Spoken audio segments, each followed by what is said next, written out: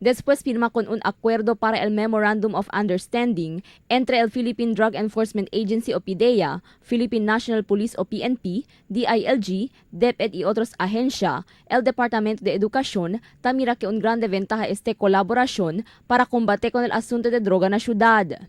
Asegun con el DRRM focal person del Departamento de Educación, Basilio Uy, hindi sila takita el posibilidad que maskin mga opisyales de la escuela el posible envuelto na uso y venta de droga ilegal.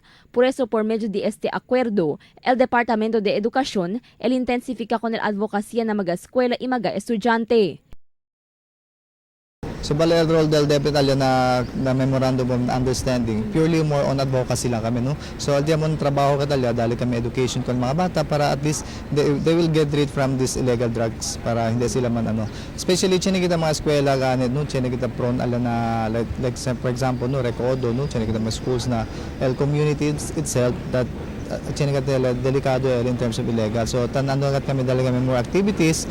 Sit acorda del magapasaw anyo, tiene cuantos oficiales de la escuela, ambos na costa este y costa oeste del ciudad, ella arresta por el violación a uso y venta de droga prohibido. Según la DepEd, en tal caso descubrí sila con un oficial o maestra de la escuela envuelto na droga ilegal, el endorsa sila este caso na propia autoridad como el PNP o PIDEA para el propio aksyon.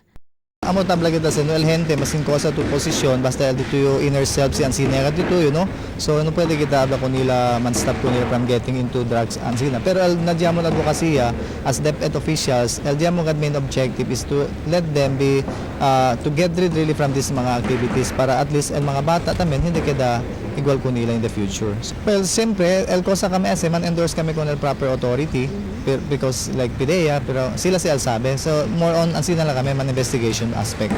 Además, cree el DepEd que mayoría del mga escuela el afectado ya na asunto de droga prohibido, especialmente en mga barangay onde rampante el uso y venta de droga prohibido. Ta-admiti el opisyal que el sitwasyon na komunidad el kontribuhi para hasta mga jóvenes el queda envuelto en este mal actividad. Plano ahora del Departamento de Educación, amo para intensificar el programa y mga actividades na escuela que el pone lejos con mga estudyante na droga ilegal. Por ejemplo, según el conducta del diferentes deportes, donde puede participar mga estudyante y jóvenes. Cristel Almonía, Dateline Zamboanga.